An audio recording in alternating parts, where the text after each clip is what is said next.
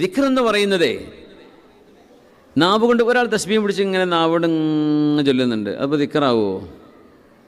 ആവാം, ആവാതിരിക്കാം. തസ്ബീഹ് കയ്യിൽ നിന്ന് ഇങ്ങനെ ആക്കാൻ ബീഡ്സ് ഇങ്ങനെ താഴെ ഇറങ്ങുന്നുണ്ടാവും, നാവ് ചലിക്കുന്നുണ്ടാവും, പക്ഷെ മനസ്സെവിടെയോ ആയിരിക്കും.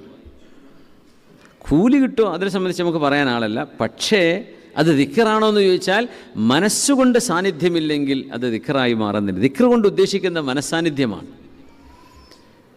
പക്ഷേ പിന്നെ എന്തിനാണ് ദിക്റിന് നാവ് കൊണ്ട് പറയുമ്പോഴല്ലേ? ദിക്ർ എന്ന് പറഞ്ഞാൽ ജറയാനുൽ ലിസാനി ബിദിക്രില്ല, അള്ളാഹുവിനെ ഓർത്തുകൊണ്ട് നാവ് ചലിക്കുമ്പോഴാണ് നമ്മൾ ദിക്ർ ചൊല്ലുക എന്ന് പറയാം. ദിക്റിൻ്റെ മജ്ലിസ് എന്ന് പറഞ്ഞാൽ നാവ് കൊണ്ട് നമ്മൾ ചൊല്ലുകയാണ്. അപ്പോൾ അതെന്തിനാണ്?